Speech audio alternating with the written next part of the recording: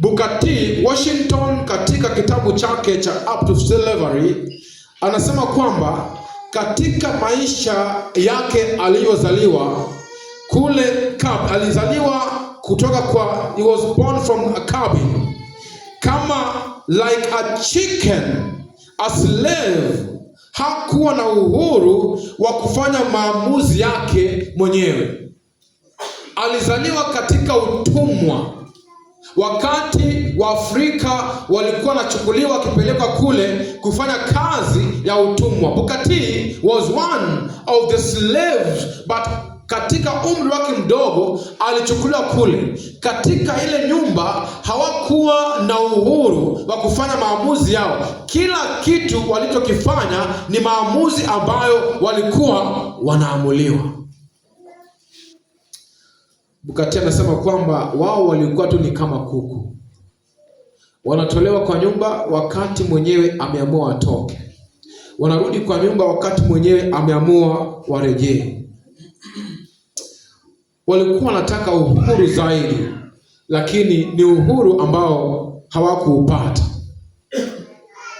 Waliuzwa katika soko kama mtu auzavyo kuku, katika bei ambayo ile bei rahisi, ambayo lugha ya sasa ingesema kwamba waliuzwa kwa bei ya jioni. Mwanadamu tu mzima alipelekwa sokoni. Booker T anasema kwamba walipelekwa sokoni, wakapigiwa mnada, wakauzwa kwa bei ya jioni. Waliuzwa kama mbuzi katika soko. Walipouzwa wanapelekwa mahali wanakaa kama wanyama. Wakikaa kama wanyama, biology inachukua mahali pake, wanazaana.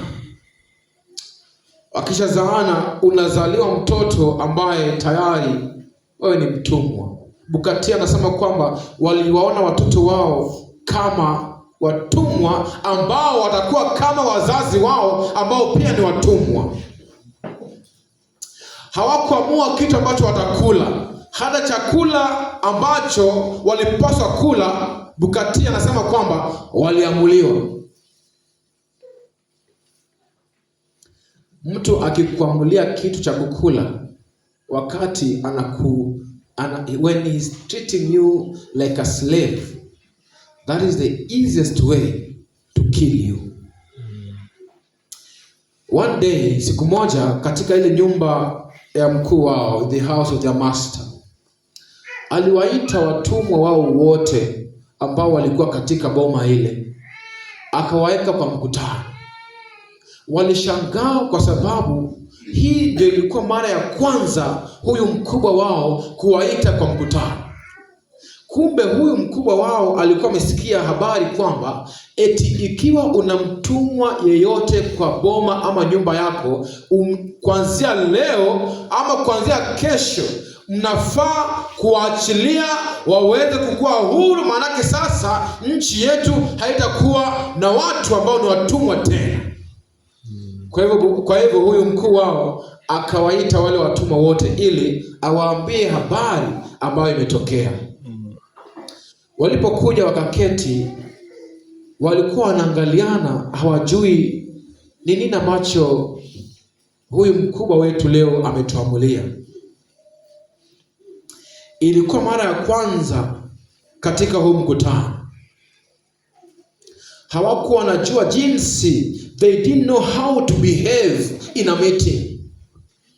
They didn't know how to handle themselves with an independent mind, because they had never had an independent mind. And then they sat. Their eyes were gazing on the master, to listen and to hear what the master has to say today. It was the first time they were handling an independent-minded meeting.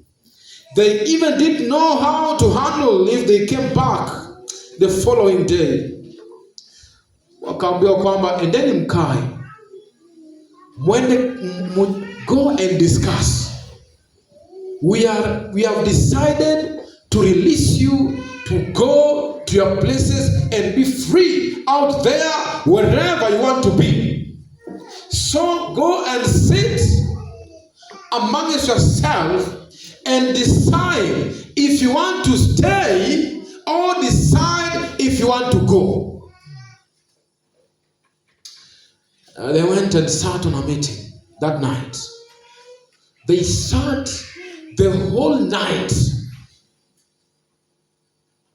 deciding if they want to stay as slaves or if they want to go and be free. Yani waamue kama watataka kubaki wakuwe kama watumwa ama waende wakuwe huru. Bukati anasema kwamba they sat that whole night to decide. Remember, people who are handling an independent mind for the first time, they came back the following day to their master. And they sat the way they sat yesterday night. Wakakaa jinsi walikaa jana jioni. And they told their master, we have decided. All of us tumeamua kwamba we are not going. And we are here to stay. The master asked them, do you know the implications? Mnajua yale ambayo yatatokea baada ya ninyi kuamua kwamba mnabaki? And they said, yes, we know the implication. Sometimes you can decide to stay as a slave. Kuna wakati mtu anakubaliwa kuachiliwa huru, lakini anaamua kubaki au kama mtumwa kwa sababu amezoea ile maisha ya utumwa.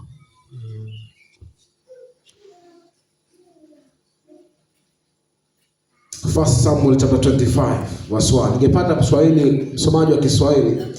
You'll start reading from verse 2. Inasema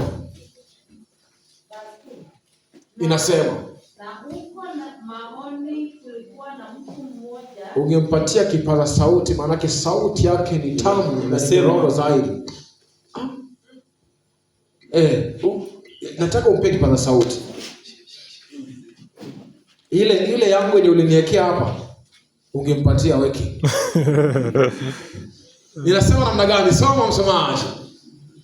It says, na huko maoni kulikuwa na mtu mmoja ambaye alikuwa na mali yake katika Karmeli. Naye yule mtu huko maoni kulikuwa na mtu mmoja aliyekuwa na mali yake katika Karmeli. I want you to hebu kwa makini sikia hiyo line peke yake, that statement. Huko maoni kulikuwa na mtu mmoja aliyekuwa na mali yake katika Karmeli. Somaji soma. Naye yule mtu alikuwa mkuu sana. Na yule mtu alikuwa mkuu sana. Mwenye kondoo 3,000 na mbuzi. Mwenye kondoo 3,000 na mbuzi 1,000. Na mbuzi 1,000. Sikiza. Huyu mtu hakuwa mkazi wa Karmeli. He was not born on that place. That was not his ancestral home. Huyu mtu alitoka kwingine akakuja hapa Karmeli. This man was blessed in a land that was not his land. Alibarikiwa kwa mji ambao haukuwa mji wa kwao. Huyu mtu alitoka Kitui, Mutua. Akabarikiwa wapi? Kakamega. mtu alitoka Kisii akabarikiwa Kakamega. Hakuwa mkazi wa hapa. This man came all the way from Majengo. Huko Majengo akisema mambo ya Waluya. Akakuja Kakamega, akabarikiwa wapi? Kakamega. Na Mungu alimbariki na mali nyingi. Alikuwa na mbuzi 1,000. 3,000. Alikuwa na mbuzi 3,000 na kondoo 1,000. Kumbe mnanipata? Now we are together. I want to test if you are with me. So this man was blessed. He was crazy rich. Alikuwa hao vijana walikuwa tutembea na walikuwa wanasema kwamba alikuwa tajiri kupindukia. Praise God. Amen. And then that is after the Bible has given us what he possessed. After the Bible has given us what he owns.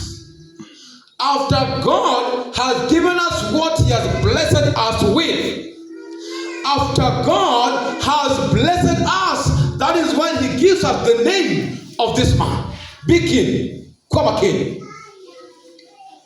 Biblia inasema the life of man does not begin by the sinner's need for God. Maisha ya mwanadamu mwanzo wake haianzi na hitaji langu kwa Mungu.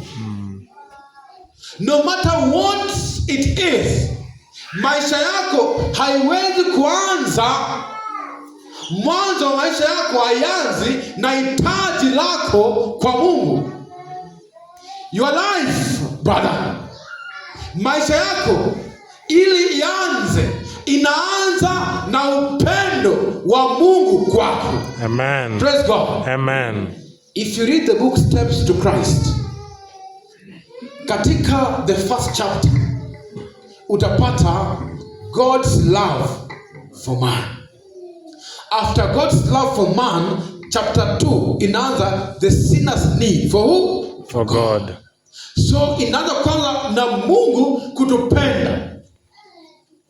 The love of God, when we are alive, that is the love of God. Amen. Praise God. Amen. When you are blessed with children, that is the love of God. Amen. When you can breathe and breath can come out of your nostrils, that is the love of God. Amen. And after appreciating the love of God, baada ya kupokea upendo wa Mungu, now comes the sinner's need for that God who loves him. Amen. Praise God. Amen. Hapo ndio sasa yule mdhambi anamtafuta Mungu ambaye anampenda. Biblia inasema namna gani? Msomaji soma.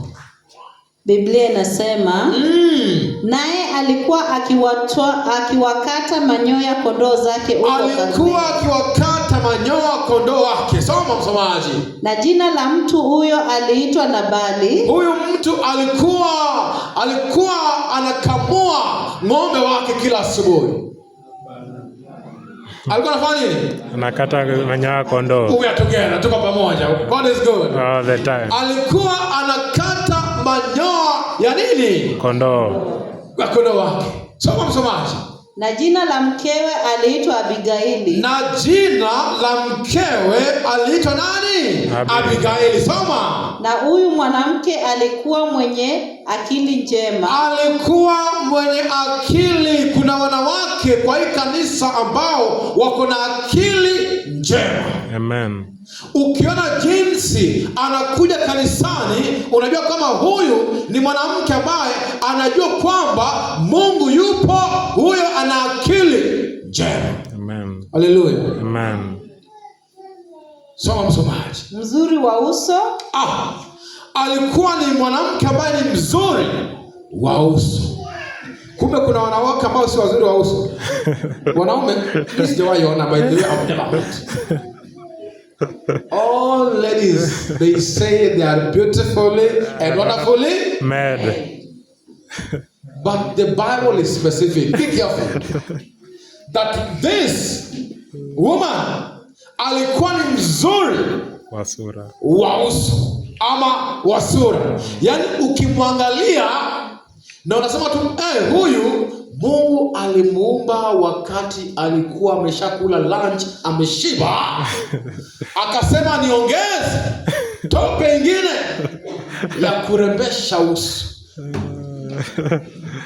Praise God. Amen. Na isitoshe akasema kama kuna makosa mnaona, malaika ongezee.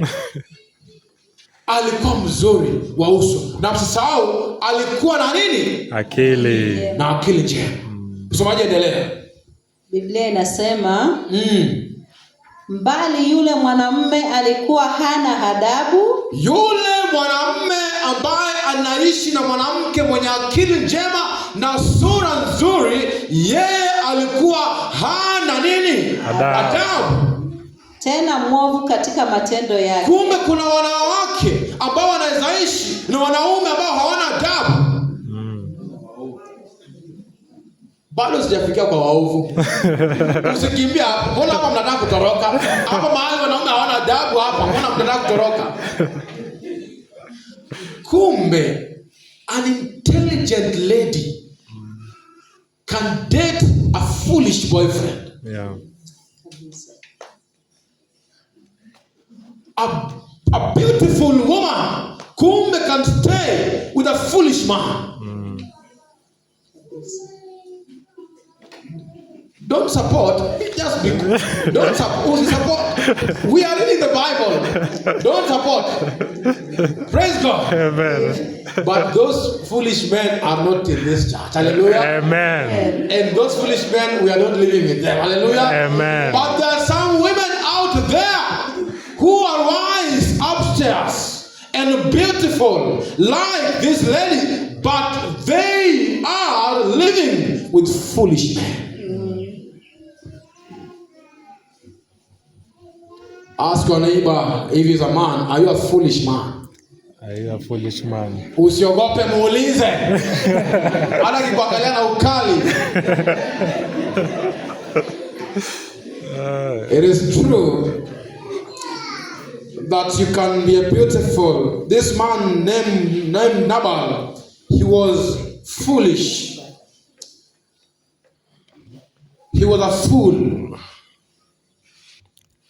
He was senseless. He was an idiot. I'm still describing now. Not my own words. Ela usifiche uso na Biblia jamani. Tafuta tu macho nne uweke Biblia hapa na uvae macho nne na uangalie Biblia hapa. This man Nabal, it is known, in fact his name, the meaning of his name Nabal means a fool. Mkipatia watoto majina wapendwa, angalia jina ambalo unapatia nani? Mtoto. Usipatie mtoto jina kwa sababu umeliona kwa mtandao. Najua wake zetu wakati ni wajawazito, niko 6 months na sijapata jina ya mtoto, anaenda kwa hey kwa Google.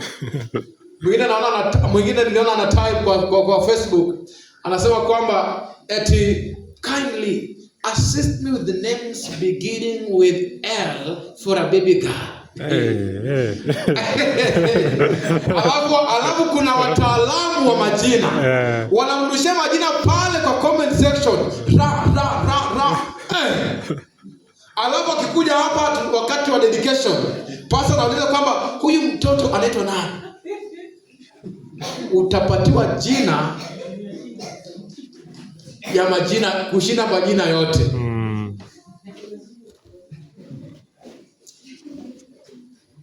Hapo ndio utapata watu wanakuja na majina. Unajua kitambo watu walikuwa na majina mazuri. Kwanza hawa wa mama wetu. Yaani yeye alikuwa contented na jina lake. Ukisikia naitwa Siprosa, Ametosheka na hiyo process. Bwana sifiwe. Amen. Ukisikia yani hiyo jina yake, hata Teresa, yani alikuwa anaitwa Teresia. Na ako sawa na hiyo jina yake. Bwana sifiwe. Amen. Lakini leo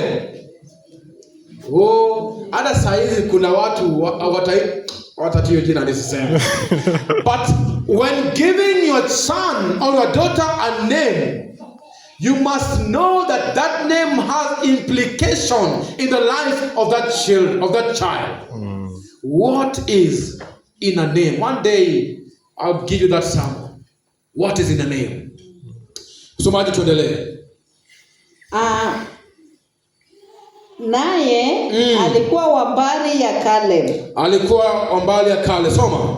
Basi Daudi akasikia huko nyikani ya kuwa Nabali alikuwa katika kuwakata manyoya kondoo zake. Soma. Daudi akatuma vijana 10. Soma. Daudi naye akawaambia hao vijana, kweni mwende Karmeli na kumwendea huyu Nabali ili munisalimie. Jamani, Daudi tulijifunza hapa katikati ya juma. I think was it on Tuesday or on Wednesday when David was running. You remember when David was running? Yes. And he entered in the holy place. Yeah. And he found no help in the holy place. And he went in the most holy place. Yeah. That is the time when David was hiding. Hiyo ndio wakati Daudi alikuwa amejificha kwa sababu Sauli alitaka kumuua. Na kule jikani Daudi alikuwa na watumishi wake. That is when women were singing. David has killed how many? 10 of thousands of thousands.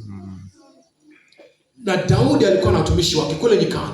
Kwa hivyo watumishi wa Nabali pia walikuja nyikani.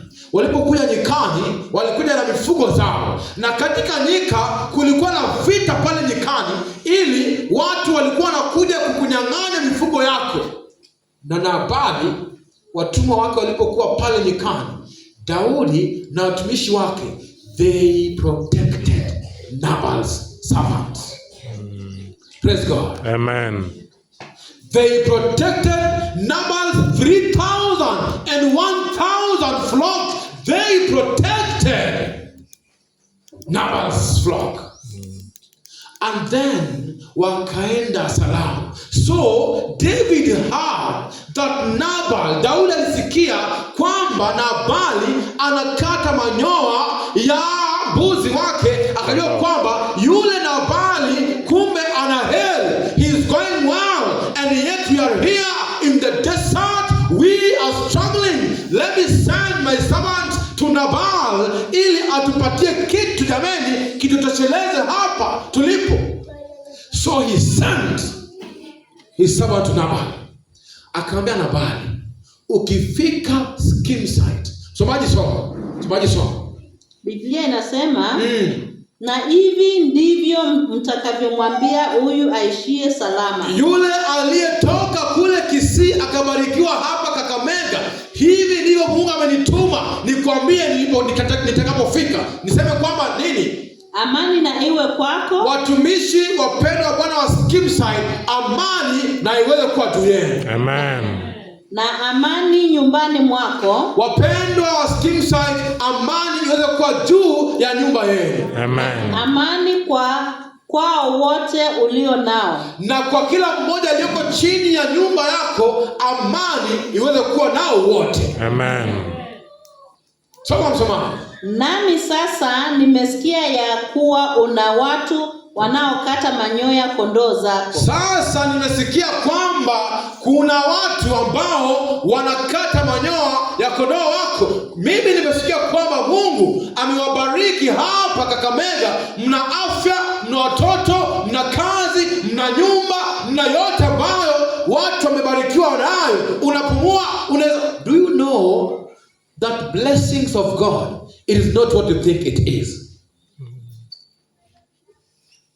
Go to the hospital pale.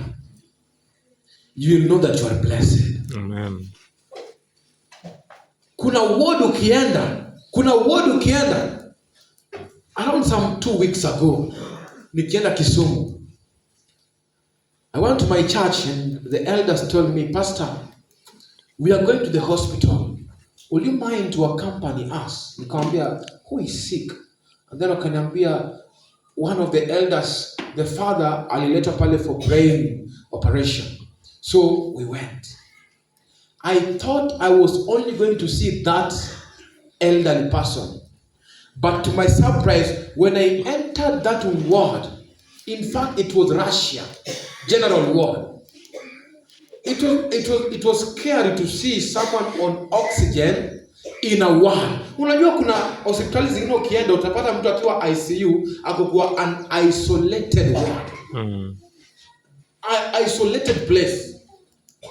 For you to go and see them, you have to wait. Akakule peke yake. But this ward, I saw someone amekaa ile pipe kama pipe and it is crowded. So kila mtu akutu na mtu wake, kila mtu na mtu wake. And then it pained me that I'm passing, napita hawa watu wote, eti I'm going to pray for the father of the elder. And I asked myself, hata watu wengine wote wanahitaji maombi jamani. So after nimeomba na the father, I stood and I prayed for all of them. Amen. Hallelujah. Amen. I think elder tulikuwa na wewe tukiwa hospitali hapa general. We prayed for that lady and we also whispered a prayer to all the other sick people. That is how we should do. Mkienda pale hospitali, msiombe tu ule mgonjwa wenu peke yake. Also remember the neighbor who is lying here. Pia anahitaji maombi. Praise God. Amen. Also whisper our prayer to them. Now listen. God's blessings, it is not what you think it is. There's someone I met, nilikutana naye kwa mlango ya ward kama amebeba pipe maji na juala anatembea like amebeba mkojo kwa mkono because yake haiwezi kuja natural kama yako, and they are walking with it hoping that one day they'll get better. But you ukiona mtu ametoka nje akapita hivi akakuja hapa nyuma akamaliza haja yake ukimwona tu anatokezea hivi, ambia Mungu, may God be praised. Amen. Praise the Lord. Amen. Kama ameenda mpaka amemwaga hiyo maji, mpaka amerudi akakaa, hata Mungu aitwe Mungu. Amen. Because it is not a simple thing as you think. Those people are walking with it in their hands. And sometimes you cannot come closer to them kama wewe ni mtu wa maringo. Kwa sababu you'll say they're smelling. But no, that is their condition at that time. It is not permanent. It's only that at the time when he's sick, God has given you grace. Amen. So that when he'll be realizing that he needs a God, when he's healthy, you will realize that you need a God when you are in your good health. Hallelujah. Amen. Even right now, we are praying for a young man here. And we know God is going to do something. Amen. That if you can sit on that pews and after you lean like this, it is a blessing from God. Amen. Kuna mtu saizi akilean tu hivi, anahisi ni kana kwamba is dying. Not even that. Kuna mtu akikohoa tu saizi, when they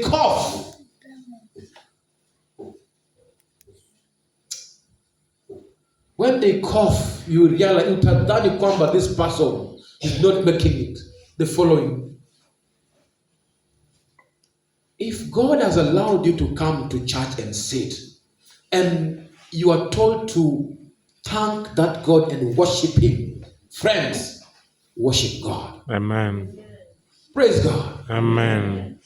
Don't play with God. When you come to church, worship that God.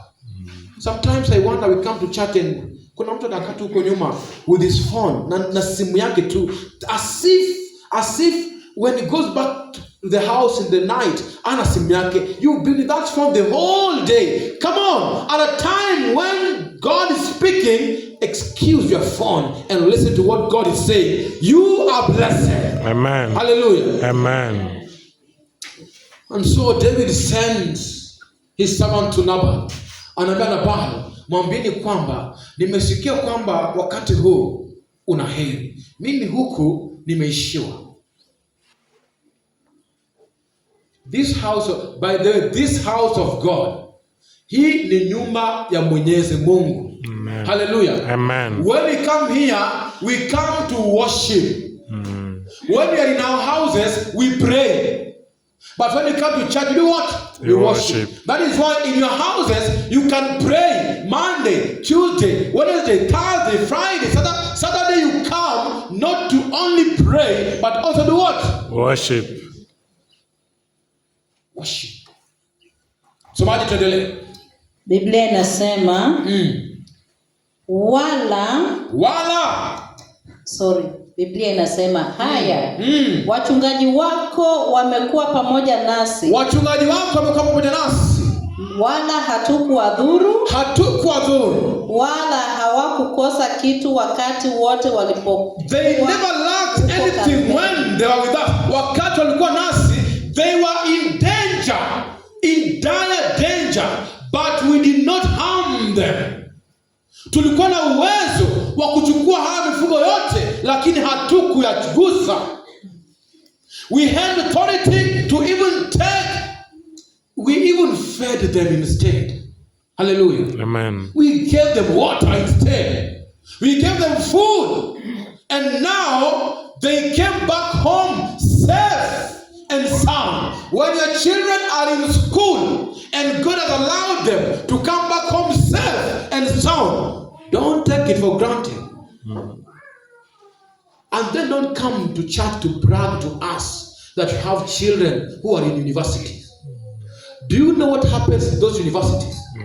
Do you know how danger they are in those universities? Your children who are in universities are in dire danger.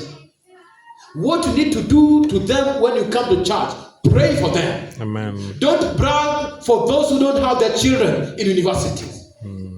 Praise God. Amen. They're in danger. Pray for them. They need your prayers. They need prayers of those they love. And then God allows them to come and drive safe, even into the house, and tell you, Daddy, here is my report form. Before you check the report form and be harsh on them, tell God, thank you for bringing my son back home. Amen. Thank you for bringing my daughter back home. Amen. Hallelujah. Amen.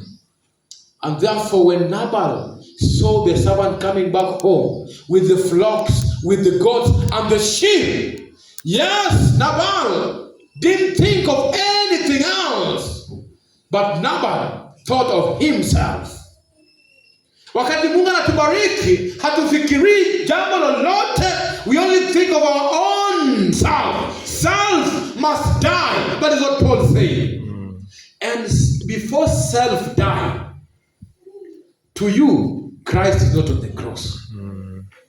Kabla haujapoteza nafsi yako, kabla haujafisha nafsi, Kristo hayuko msalabani kwako. Christ is only on the cross to those who put Christ to be the center of their lives. Amen. And they say it is nothing but Jesus. They say that Jesus is the answer of everything. Amen. They say that Jesus is the answer of my good health. Amen. Jesus is the answer of my life. Though you go through some challenges even at home, I know in your houses you are facing a lot of challenges. Sometimes the devil comes to attack you and rob you of your peace, and you remain in chaos. Sometimes the devil comes and attacks your business with debts, and you remain in chaos until the business that flourished, Elder Mutua, starts coming down step by step. and you struggle as if you never had a good business before. And even you use your small savings to try to rescue your business, Elder Mutua, but it's still struggling and going down. Listen today, the moment God has allowed you to have the breath of life, it is not over. Amen. Praise God. Amen. It will bring you low, but it will not bring you down. Amen. Hallelujah. Amen. Utashuka tu chini, lakini haitakuleta chini. Amen. You will rise again. Amen. There is hope you are going to rise again. Amen. That business is going to rise again. Amen. That dream you had, God is going to make it rise again. Amen. We are serving a God whom, when you are having a dream, He will make that dream to become a tangible reality. Amen. Praise God. Amen. And so look at how this man is foolish. So much. Biblia inasema fungu la 8. Waulize vijana wako. Waulize, if you want evidence, ask your servant. Waulize vijana wako kwamba nini? Nao watakuambia. Basi wakubaliwe vijana hawa machoni pako. Soma. Maana tumekujia katika siku ya heri. Mungu amewajia katika siku ya heri. Uwape na kusihi. Mungu hajawajia wakati mpo hospitalini. God has come when you have ears to hear. When you have mouth to speak. But be careful when God comes, when you have your mouth to talk. Be careful what you are telling the servant of God when they come to your house. Be careful what comes out of your mouth when God knocks. Be very careful, because that can determine the longer you are going to survive with what you have. Praise God. Amen. Somebody soma. Wape na kusihi chochote kitakacho. Somebody twende haraka kidogo. Sawa. Uwape na kusihi chochote kitakachokujia mkononi. Anything that will come in your hands, please give my servants so that they come back with it. Soma. Uwape watumwa wako na mwanao Daudi. Basi alipofika vijana wake Daudi, wakamwambia Nabali sawasawa na maneno hayo yote kwa jina la Daudi. Kisha wakanyamaza. Asante. You'll proceed from there. Endelea from there. Kisha wakanyamaza. They came and they presented what David sent them to say. Na baada ya kusema wakanyamaza. Ili wangoje Nabali anajibu nini. Kuna wakati mwingine Mungu atakuzungumzia kisha atanyamaza. Na ngoje mtumishi wa Mungu wa Scheme Site anasema nini. When God speaks to you and He keeps quiet, He wants you, before you reply, beseech yourself. Jioji moyoni. The answer that is going to come out of your mouth, beseech yourself. That answer has eternal consequences in your life now and in your life to come. Be careful. Listen. Soma msomaji. Mstari wa 10 inasema, naye Nabali akawajibu wale watumishi wa Daudi. Nabali akajibu akasema, huyu Daudi ni nani? Na mwana wa Jese ni nani? Siku hizi kuna watumwa wengi. Siku hizi kuna pastors wengi ambao wanakuja kwa jina la Mungu. Siku hizi kuna elders wengi ambao wanakuja kwa jina la Mungu. Huyo elder fana ni nani? Ati first elder wetu. Sasa nadhani yeye ni nani? Nowadays there are people who come in the name of their masters. Ati huyu Daudi ni nani? Na huyu mwana wa Yese, Nabal knows, anajua kwamba eti Daudi ni mwana wa Yese, but still he's asking, who is that son of Jesse?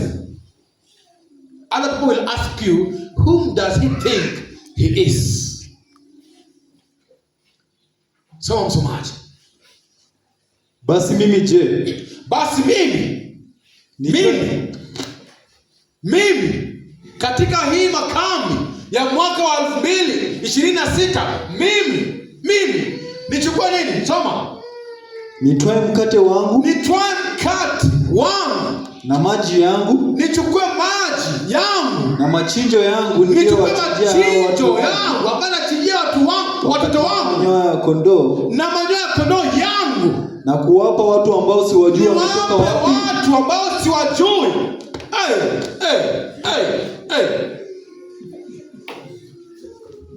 How can I take my maize? Mine. Were you there when I was looking for fertilizer? Mnajua nilienda kuchukua fertilizer ya kwanza, nikapata kama hiyo fertilizer iko na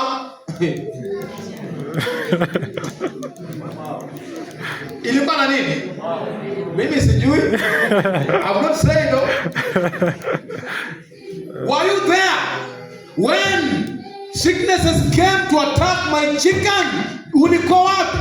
Nichukue kuku wangu ambao nimewaandalia watoto wangu kwa Christmas, mimi na maji yangu. Do you know you can speak those words to God, but you cannot pronounce them to us to hear. Yep. Sometimes we say those things.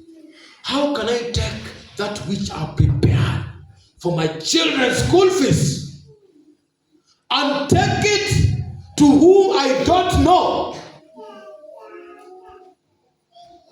Be very careful sometimes when you talk to God. I know of people who have said that. That is why when we were saying that in our last camp meeting, we did hit our goal. Camp director, do you know why we did hit our goal? Unajua mbona tukufikisha goal yetu? Mimi nichukue maji yangu na mkate wangu na manyoya niliyokatia kondoo ya vijana wangu. We will not reach that 600 if we have those people in the church of God. But I know of people who know that Christ is the center of it all. Amen. I know of people who know that He who provides for us is the Lord Adonai. Amen. We know of people who know that whatever we have, even the children we have, it is God. Amen. There's some who've been in marriage for long. I know God's time is coming, they'll get children. But they've waited for long. Lakini wewe tu unapojaribu tu kidogo tu hivi iko. Unapojaribu kidogo tu hivi it is there. And then you think wewe ndio unajua tactics. It is not you, man. Not those tactics. It is who? God. El Shaddai. Amen. Hallelujah. Amen. It is Him, Elohim. Praise God. Amen. Soma msomaji.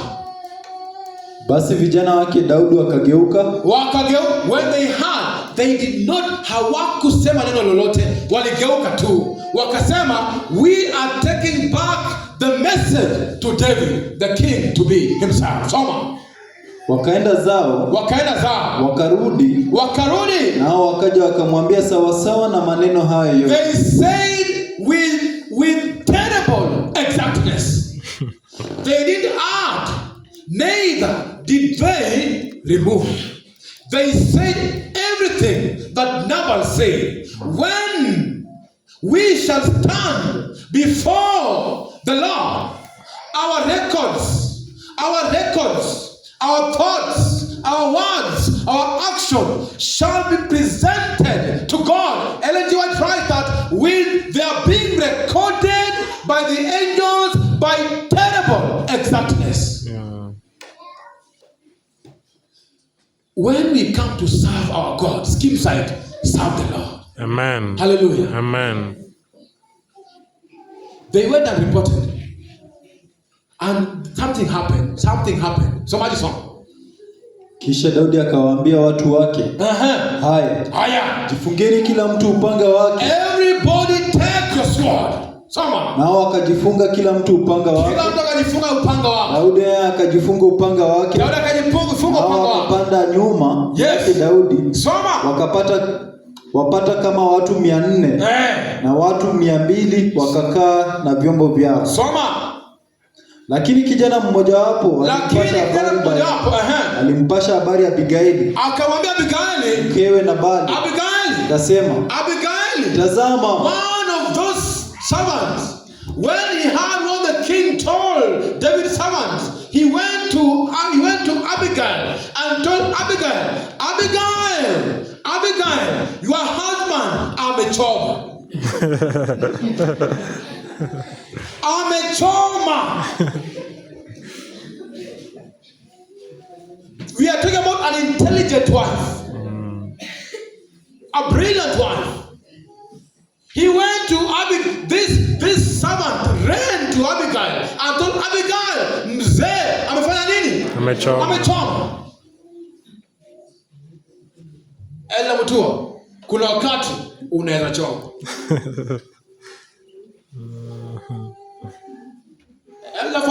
Kuna wakati unaweza choma. Without knowing, umefanya nini? Umechoma. Kuna wakati madam anafanya nini? Anaweza choma. And the lady comes and run and tell you, dad, mami amefanya nini? Amechoma. Leo mom amechoma.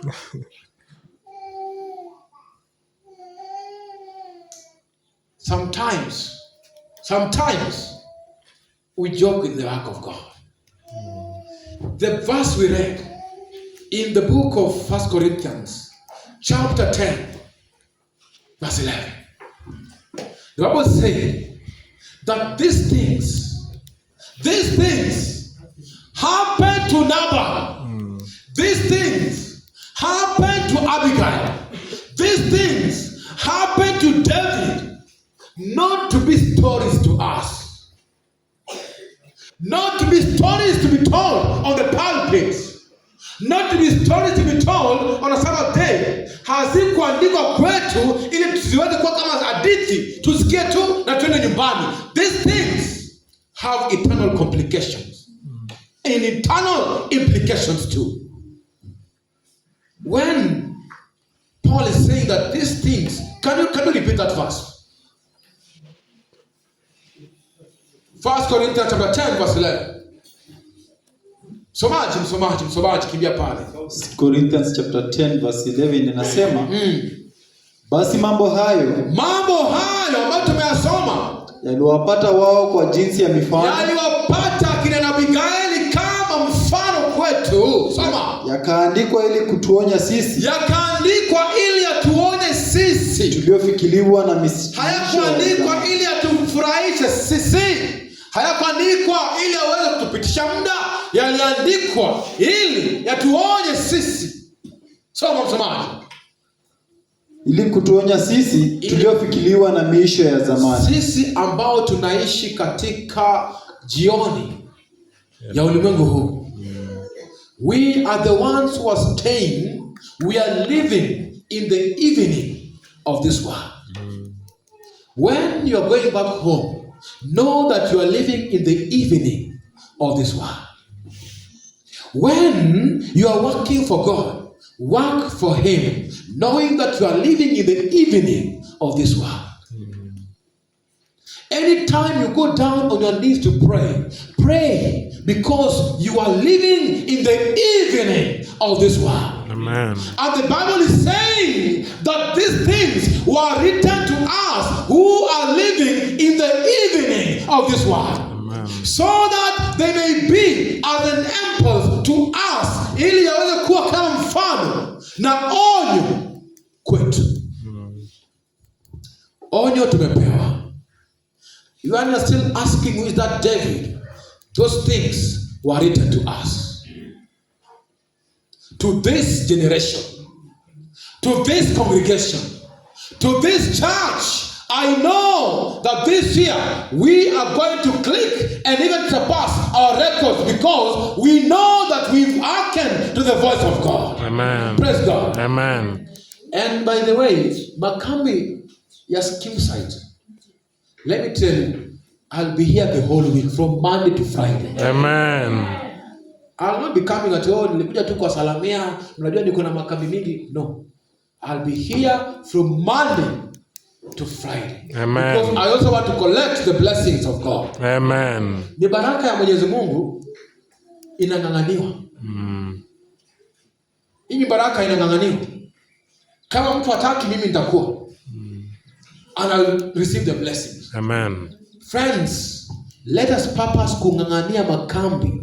Ni baraka ya Mwenyezi Mungu kwa hii makambi. Amen. And usiogope that when you bring what God has blessed you with, people will talk. People will not determine your destiny. The person who determines your destiny, it is Elohim, Jehovah El Shaddai. Amen. He's the one who knows your yesterday, today, and your tomorrow. And when you bring everything, and before you bring all, please bring yourself first to Him. Amen. And then what you bring to Him will be accepted. Amen. Praise God. Amen. These things were written to us as an example. We who are living at the end of this age. They were written to people who are going through tough times in life.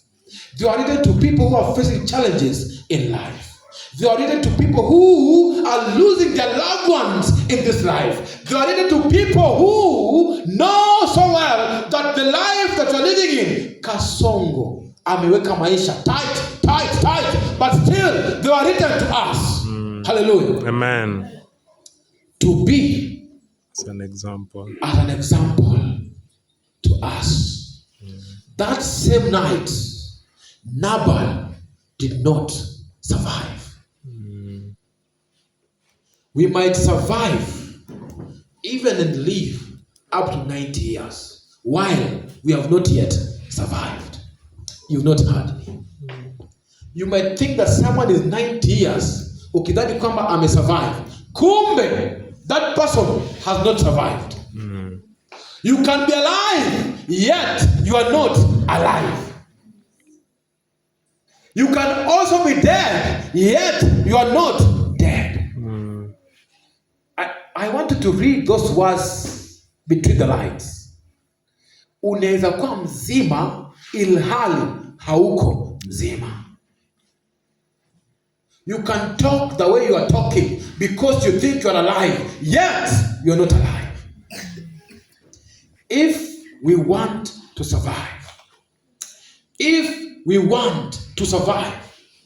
we need to be alive while in Christ we are alive. Amen. Praise God. Amen. And notice that we work for Him diligently as to God and not to fellow man. Yeah. Hallelujah. Amen. And when challenges come, God stands before His people. And before the challenges get to you, they get to Christ first. Before they hit you, they hit Christ first. Before they bring you down, Christ will have to deal with them first. Amen. You think you are down, you are not yet down. You think you are done, you are not yet done. You think the world might have ruled you out, but God is still holding you in His hands. Amen.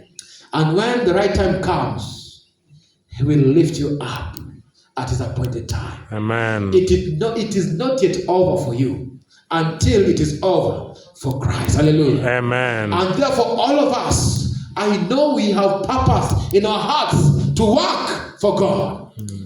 Let us work for Him while it is still day. Yeah. Praise God. Amen. Let us serve Him as if we'll never serve Him again.